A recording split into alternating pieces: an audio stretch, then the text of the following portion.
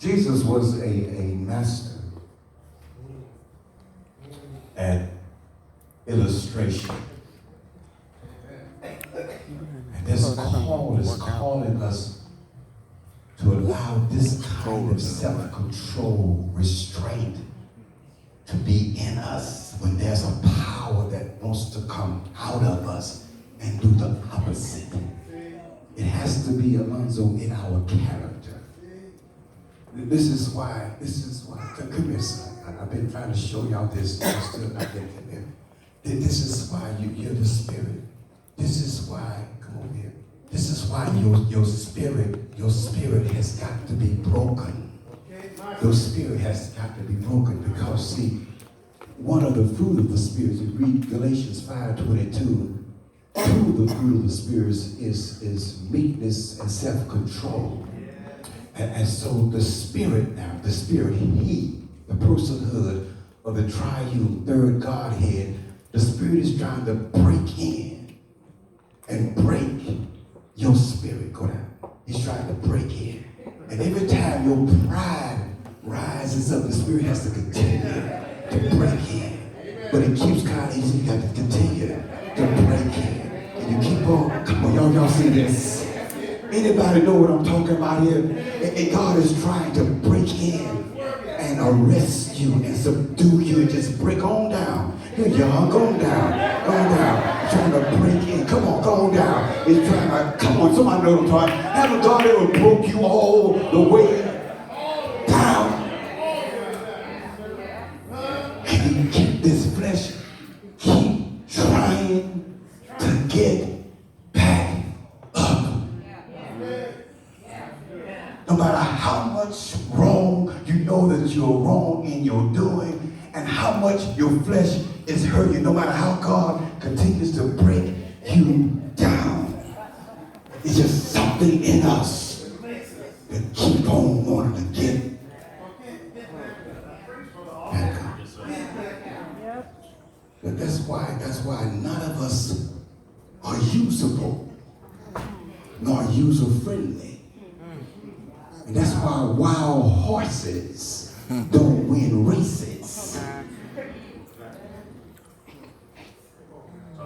Wild horses don't win races. And what that basically means is that because you cannot be harnessed or restrained or arrested or bitted, you cannot be used in the kingdom because nobody can get along with you. You got an ugly mouth. You got an ugly attitude. You got an ugly disposition. And because you got all the talent in the world, you got all the knowledge in the world, but because of you will not be broken, nobody can stand you. So much to offer, but it's not usable. It has to be in your character. What's the spirit? Come in. What's the spirit? Bring us down right there. You're the attitude. You're the intelligence. You're the mind. Once your spirit is broken, then it arrests that mind. If the spirit does not break our spirit, your mind is unharnessed. It's never ever able to be subdued. You think on your own. You think for yourself. And then, come here, Price, come here, son. And then, come on over. I'm showing y'all this. Y'all got to see this. You start manifesting. You are the manifestation of the internal you. And you are the manifestation of a spirit not broken. Have you ever wondered what's wrong with you?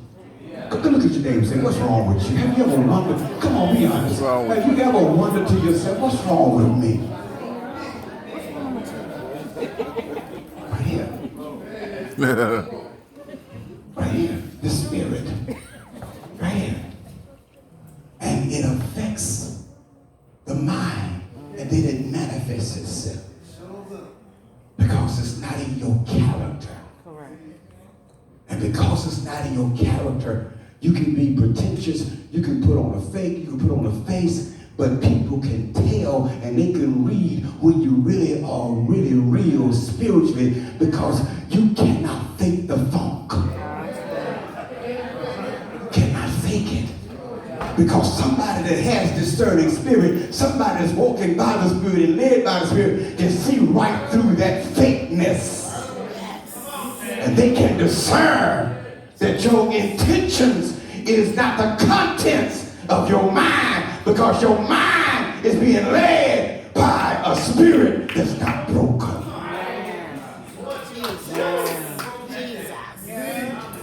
And you wonder why can't nobody stand being around you for only 2 minutes. And they got to get away from you because you're so toxic in your spirit that has permeated your mind and is manifested out here. You just all over, just go around the building, just spread all that toxic stuff. Go all around the building, just spread it everywhere. And everywhere you go, folks are trying to get away from you, and you wonder why nobody want to be around you, because you're spreading an infectious disease with your mentality of your spirit. Because you refuse to be broken. Because you've been called. And that meekness must be in your character. And when it's not in your character, the scripture says you mess up the cause of Christ. And the cause of Christ is to show the world God in you. But because you don't understand the cause, you miss the calling, and it's not in your character. All they see is you. Look at your neighbor. Just look at them straight in the face. Sometimes folks get tired of you. Sometimes folks get tired of you. Come on, tell the truth, y'all. There are times when I get tired of Gil. There are times that Gil get tired of me. Look at your neighbor and say, sometimes I get tired of how you are. I want to see some Jesus in you. I need to see the Holy Spirit in you. I need to see some God in you. I'm tired of hearing and listening and seeing you all the time. Show me some God in you, and I'll be able to put up with you. In fact, it may be a little better in the bedroom when I see God in you. In the bedroom. I said to get better in the bedroom if I see God in you. Oh my God. That means you're not fussing and having this. Yeah. It makes sense. Hold on. That's getting deep. That's deep.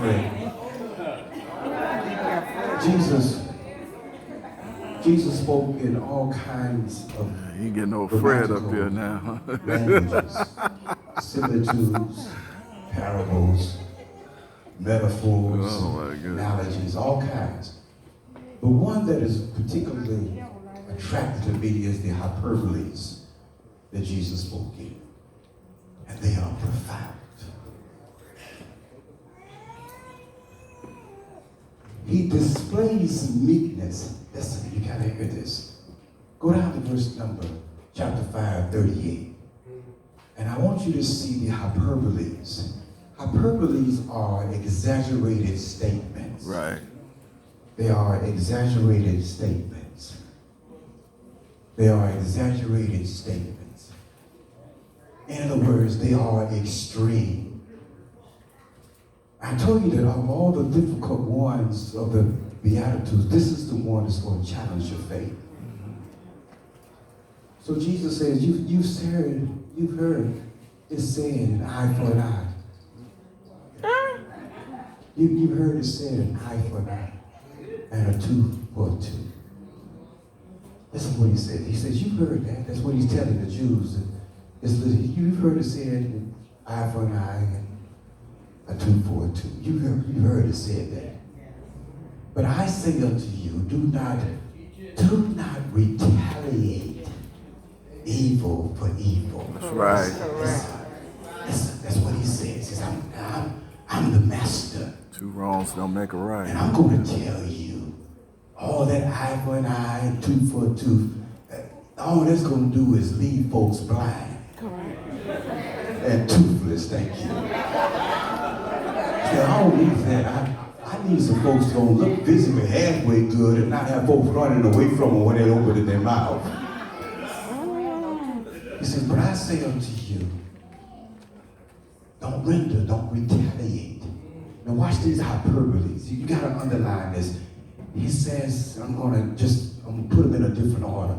He says, if someone bid for you to go 1 mile, go 2. Listen, you don't miss this. That's meekness, Jennifer, under control.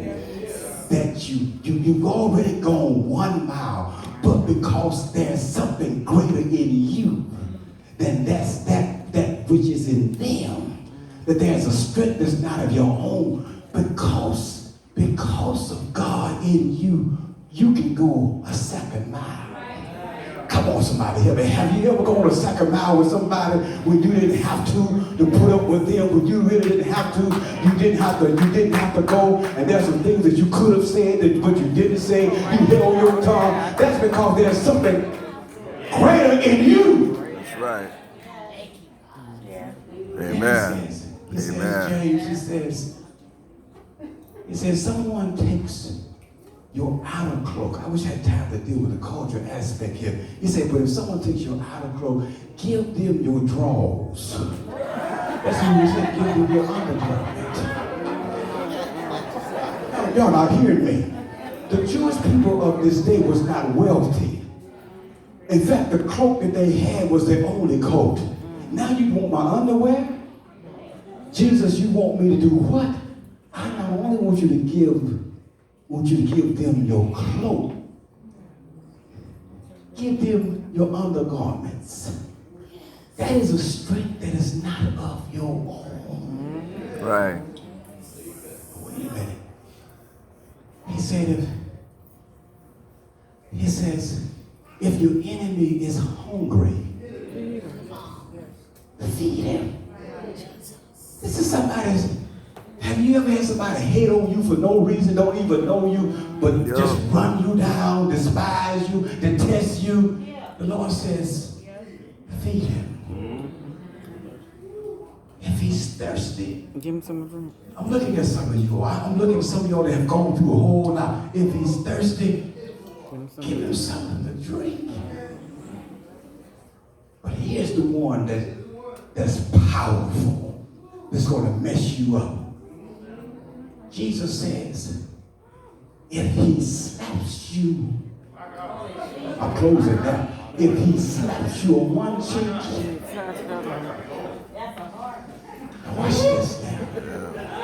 This is the one, That's your Lord, pride. look at your neighbor and say, Lord, you want me to do what? Come on, look at your neighbor. Slap me. I'll give you my underwear. I'll go the 2nd or 3rd mile. But now wait a minute now, Lord, you want me to do what?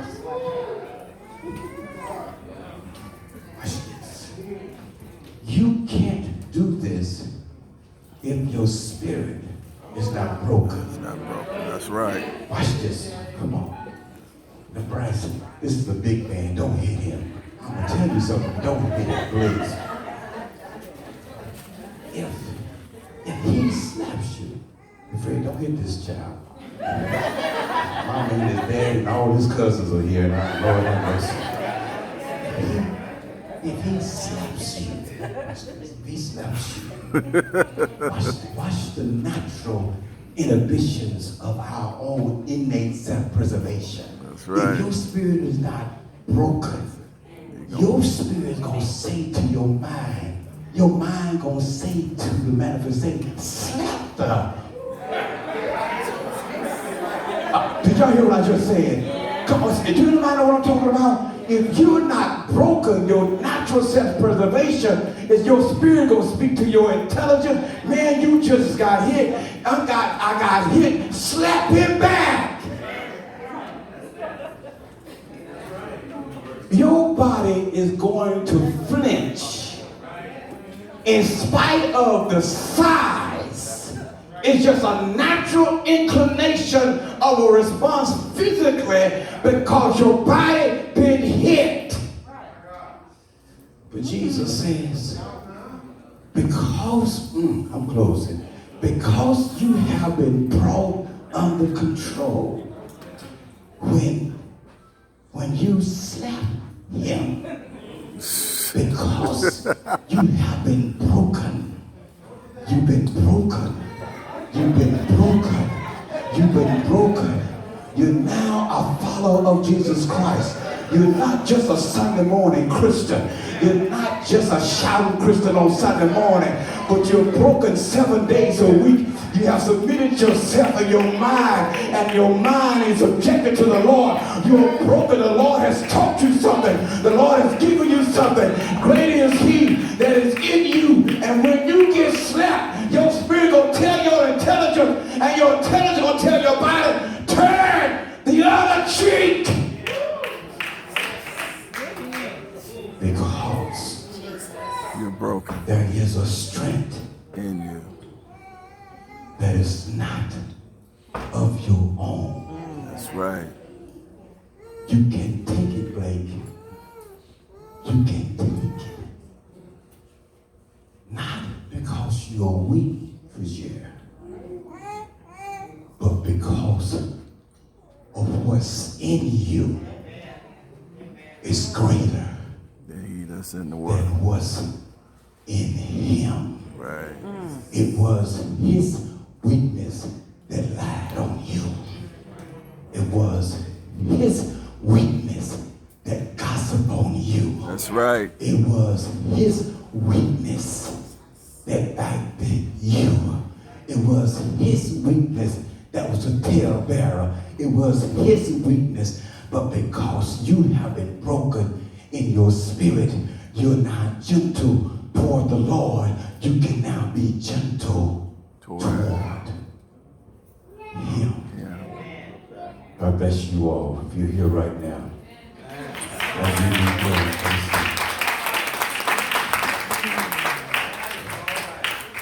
do. The Lord is calling us to a level, to a whole new level,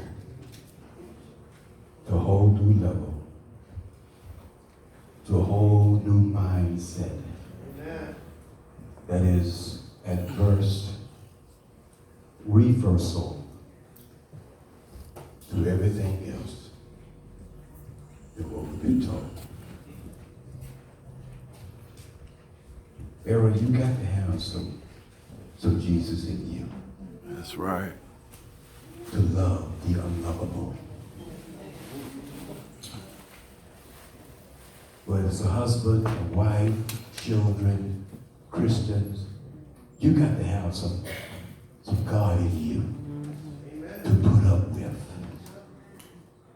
folks who intentionally or ignorantly do stuff and they're not even apologetic about it. Have you ever ran into them? Still speak to you on Sunday morning like ain't nothing happened. Still want dinner done just like it's regular time, like it ain't nothing happened. Still want you to pay the bills like it ain't nothing happened. Still want you to take them, pick them up like ain't nothing happened. Still want you to go with them the extra mile like it ain't nothing happened. You have got to have yourself under Control. control. Yeah. We've been called. A whole bunch of people I want to punch out. It has to be in our character. And that is a call. But I'm under control. Because you have got to show them that there is something that is more powerful in you than it is in you. That's how God is magnified. To make them feel, and they may not never feel this, but a person with some kind of sensibility should feel some sense of guilt when they see you taking it, putting up with it to make them say, lastly, to make them say, you've got to have something in you Right. to go through what you're going through. Yeah. To make them say, It's all good. like the soldier at the foot of the cross, after he had pronounced the death sentence of Christ, that soldier at the foot of the cross said, surely He must this have- was This was the Son of the God. Son of God. You know why he said that? Because he saw a Christ, the Messianic one, be spat upon, slapped, scourged, beaten, nailed to the cross, and he never, ever said A word. anything adversely, except, Father, Forgive me. forgive them. They know not That what they do. soldier at the cross said, surely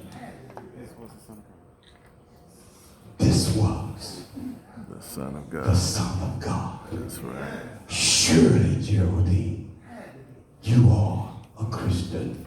Surely, Whitney, you are a child of God. Surely, you are a disciple of the Lord. Stand to your feet. I don't know about you, and I'm doing these series on these attitudes. This one here got me. I'm going to be the first to say, Lord, I'm not there yet. Right. Ain't no need to replay it with you because you know I don't. I'm not there yet. I wanted to send the Lord over